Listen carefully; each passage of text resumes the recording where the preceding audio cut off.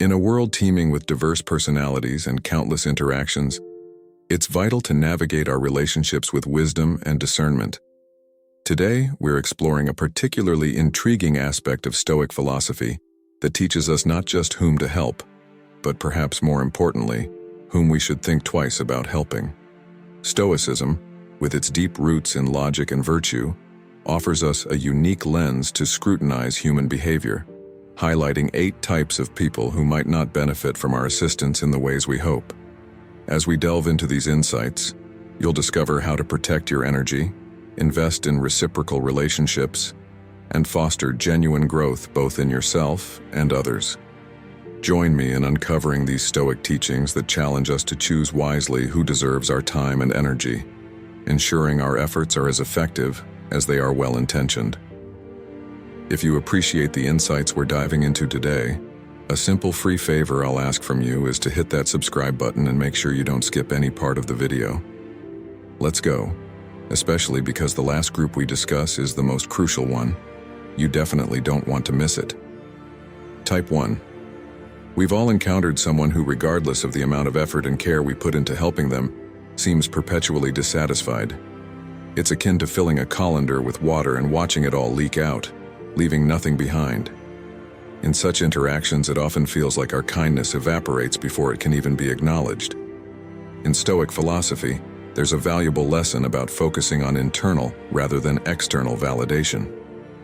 Stoicism encourages us to perform acts of kindness because they are aligned with our values and virtues, not because we expect to be showered with gratitude or recognition in return.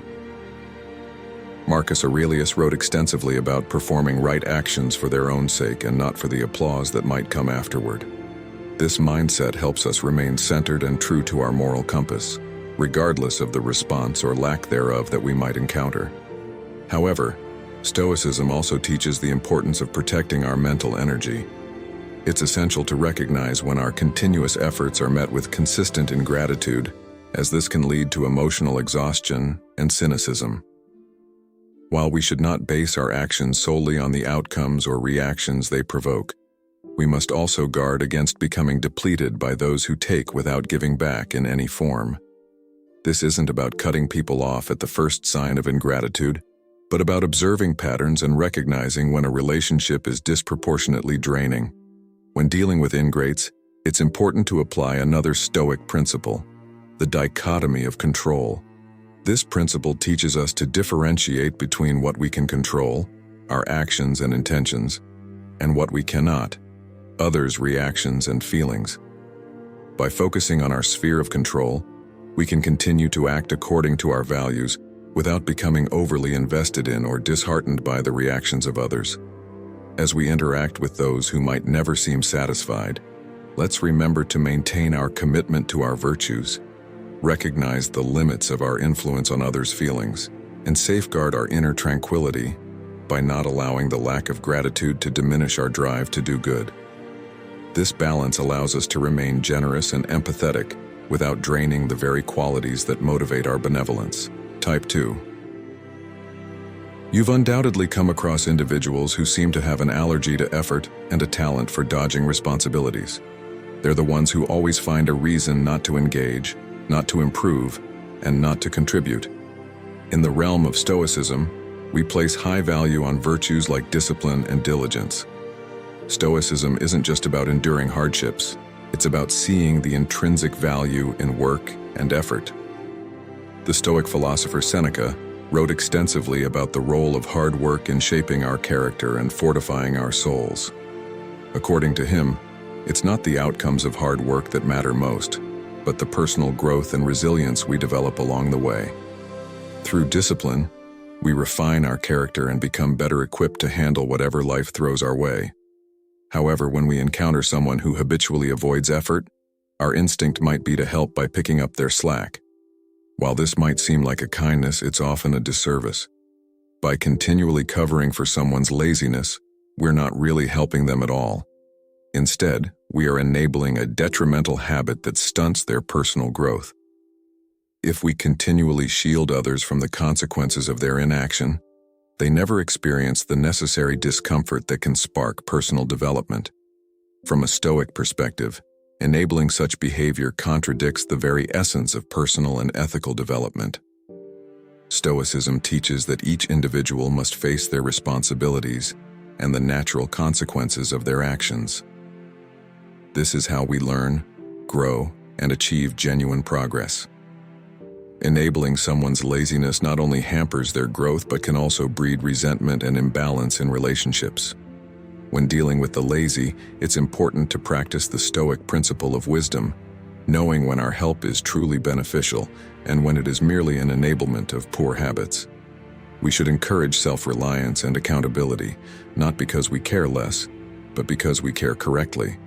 By setting clear expectations and allowing natural consequences to teach where our words cannot, we help others discover the value of effort and the personal satisfaction that comes from overcoming laziness. Type 3. This group is characterized by a seemingly chronic inability to accept responsibility for their actions and the outcomes they cause. We all know someone like this. They drop the ball, miss deadlines, or create chaos, but somehow it's never their fault. The excuses are endless and accountability is nowhere to be found. In Stoic philosophy, the concept of personal responsibility is paramount. Stoics believe that while we can't control external events, we can control our responses and actions. Epictetus emphasized that our main task in life is to align our actions with our rational understanding of good and virtue. This alignment requires owning our actions and their impacts, as taking responsibility is foundational to our integrity and character development. However, what happens when we constantly bail out someone who refuses to take responsibility for their actions? When we cover for them, make excuses, or fix their mistakes without holding them accountable, we may believe we're helping. In reality, we might be doing more harm than good. Such actions can prevent them from learning the essential life skills of accountability and self-management. More so, it can breed a dependency that is unhealthy for both parties, creating a dynamic where irresponsibility is tolerated or even enabled. From a Stoic viewpoint, helping someone should not compromise our own principles, including the principle of justice, which in this context refers to giving each their due, including the consequences of their actions. Helping an irresponsible person at the expense of this principle can lead to negative outcomes, reinforcing their behavior and preventing their personal growth. When dealing with the irresponsible, Stoicism teaches us to practice wisdom and justice. Wisdom in recognizing the limits of our help and justice in allowing people to experience the natural consequences of their actions. It's about encouraging others to see the connection between their actions and their outcomes. This doesn't mean we become harsh or uncaring. Rather, we focus on empowering them through guidance, setting clear expectations, and, when necessary, stepping back to let them face the reality of their choices. Dealing with the irresponsible in a Stoic manner involves fostering an environment where accountability is encouraged and valued. It's about helping others to help themselves, building their capacity to take responsibility, and thereby enhancing their ability to contribute positively to their own lives and to society at large. This approach not only helps maintain our integrity, but also contributes to the genuine improvement of those around us. Type 4. These individuals are particularly skilled at bending situations to their advantage, often at the expense of others. You might know someone like this, someone who seems to always have an angle, who uses charm or guile to sway decisions in their favor, leaving a trail of imbalance and sometimes distress in their wake. In the realm of Stoicism, great emphasis is placed on the virtue of wisdom, particularly in understanding what is within our control and what is not. Manipulators thrive on controlling others through emotions, deceit, or psychological games. Stoics like Marcus Aurelius counsel us to maintain a strong mental fortress, guarding our reason and emotions against such external influences. This doesn't mean building walls and shutting people out, but rather developing a keen awareness of our own vulnerabilities and the intentions of others. Stoicism teaches us to be vigilant and discerning. By cultivating a deep sense of self-awareness and understanding our own biases and triggers, we can better shield ourselves from manipulative tactics. This involves practicing mindfulness about our interactions and the nature of the exchanges we have with others. Are we being swayed by charm? Are we being guilted into making decisions? These are critical questions that can help us recognize manipulation when it occurs. Moreover, protecting ourselves from manipulators is not just about personal peace. It's also about maintaining integrity and justice. Key Stoic values. Allowing ourselves to be manipulated can lead to decisions and actions that are not in alignment with our true values, potentially causing harm to ourselves and others. In the Stoic view, each individual should live according to reason and virtue, and allowing a manipulator to sway us from this path is a disservice to our own moral development. When dealing with manipulative individuals, it's crucial to reinforce our mental defenses. We can do this by remaining firmly grounded in our principles and by being meticulously rational about our decisions. We should engage with others transparently and encourage honest dialogue, reducing the shadows in which manipulators operate. It's also helpful to set clear boundaries, communicating directly and effectively about what is acceptable and what is not in our interactions. Facing manipulators with a Stoic mindset involves recognizing the play of control, understanding our role within it, and consciously choosing not to participate in a dynamic that undermines our autonomy. This approach not only preserves our inner peace but also upholds the values of truth and integrity in our relationships, creating a healthier and more genuine environment for all involved. Type 5. The entitled can be particularly challenging to deal with. These individuals often carry a belief that they are deserving of special treatment or privileges without having to earn them. Their sense of entitlement can lead to a lack of appreciation for the efforts and contributions of others. In Stoic philosophy, the concept of justice is integral. Justice involves fairness, giving each their due, and not allowing imbalances that favor some at the expense of others. Epictetus reminds us that we should act fairly and justly, recognizing that no one is inherently more deserving than another without corresponding effort or virtue. When we encounter someone with a sense of entitlement, it can be tempting to either indulge them to avoid conflict or to try to rectify their perspective through direct confrontation. However, Stoicism offers a different approach, one that involves embodying fairness and expecting it from others. Helping the entitled by acquiescing to their demands reinforces their belief that they deserve more than others without just cause. This not only disrupts the balance of fairness, but can also breed resentment and a toxic environment where merit and effort are overshadowed by unfounded claims of privilege.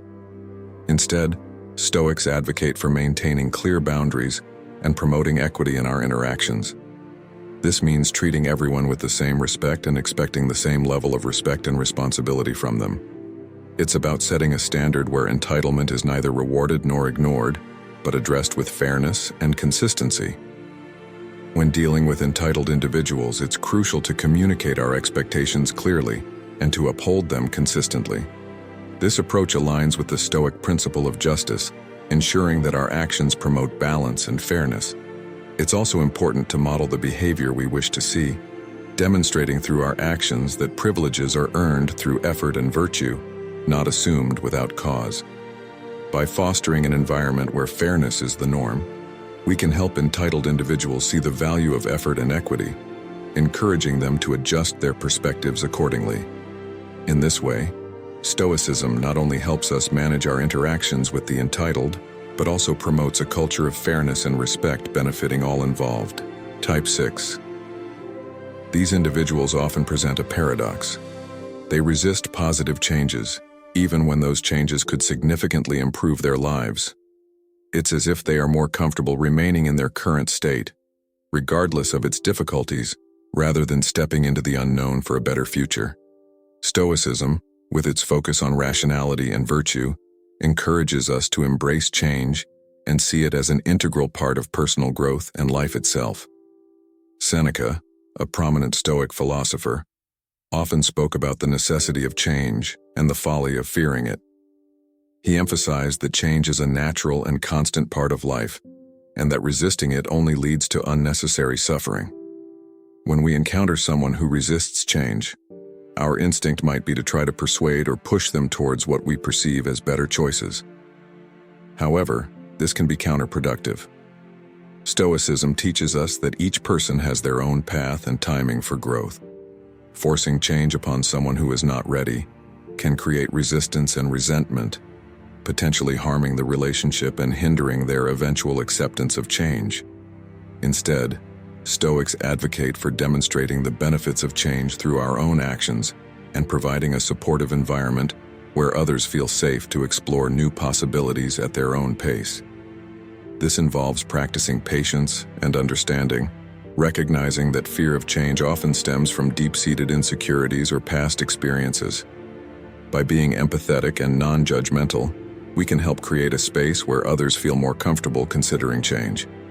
When dealing with those who resist change, it's important to remember the Stoic principle of control, understanding what we can influence and what we cannot. We can offer support, encouragement, and information, but ultimately, the decision to change lies with the individual. Our role is to provide a stable and positive example, showing that change, while sometimes challenging, can lead to growth and improvement. By embodying Stoic virtues such as patience, empathy, and wisdom, we can support others in their journey towards change without forcing them into it.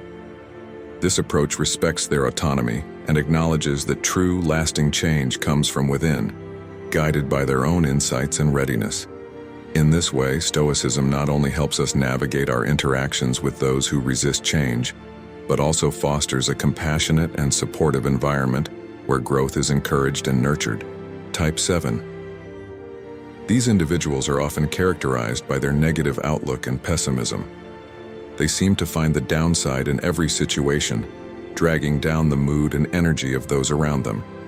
Their constant negativity can be draining and challenging to deal with. In Stoic philosophy, there's a strong emphasis on maintaining a positive mindset and focusing on what we can control. Marcus Aurelius, in his Meditations, often wrote about the importance of choosing our perspective and finding the good in every situation. Stoics believe that our thoughts shape our reality, and that by controlling our thoughts, we can maintain inner peace and resilience, even in the face of adversity. When we encounter chronically negative individuals, it's essential to protect our own mental and emotional well-being. Stoicism teaches us that while we can't control others' attitudes, we can control our responses to them. This involves setting boundaries and ensuring that their negativity does not overshadow our own outlook. Helping someone who is perpetually negative can often feel like a losing battle. No matter how much we try to lift their spirits or show them the positive side, they may continue to focus on the negative. From a Stoic perspective, it's important to recognize that their mindset is their responsibility, not ours.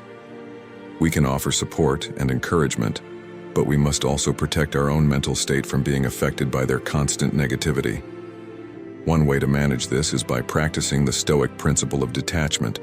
This doesn't mean we stop caring about the negative person, but rather that we don't allow their negativity to influence our own peace of mind.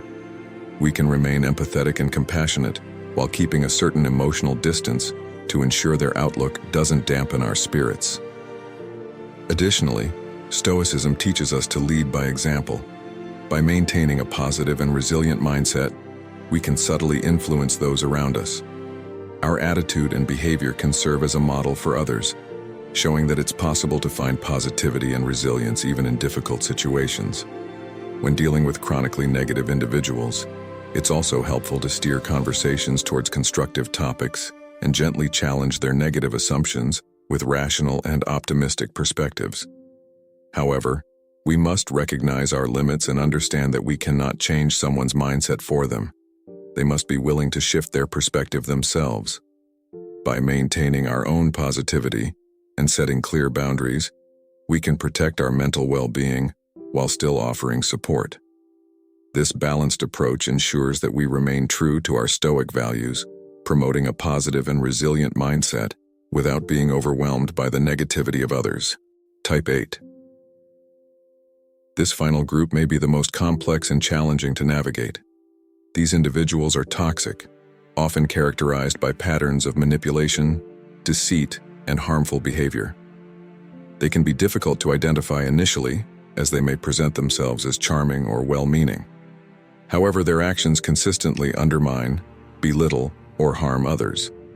Stoicism provides us with a framework for dealing with such individuals by emphasizing the importance of maintaining our own virtues and protecting our inner peace. Seneca and Epictetus both stress the importance of surrounding ourselves with virtuous individuals and being cautious about those whose actions consistently demonstrate vice. When dealing with toxic individuals, it's crucial to set firm boundaries. Stoicism teaches us that our primary responsibility is to our own moral development and well-being. Allowing toxic people to influence our thoughts, emotions, or actions can derail our pursuit of virtue and inner peace. From a Stoic perspective, the best way to help toxic individuals is often by not engaging with their harmful behavior. This doesn't mean we abandon compassion or empathy, but we must recognize that enabling their toxicity only perpetuates harm. Instead, we can practice the Stoic principle of wisdom by discerning when to distance ourselves from such individuals for our own well-being. It's also important to maintain our commitment to Stoic virtues like courage and justice. Courage is needed to stand up to toxic behavior and to remove ourselves from harmful situations, even when it's difficult. Justice involves ensuring that we treat ourselves and others fairly, not allowing toxicity to disrupt the balance of our lives or the lives of those we care about. When dealing with toxic individuals, it's helpful to remember the Stoic principle of focusing on what we can control. We can't change their behavior, but we can control our responses and actions.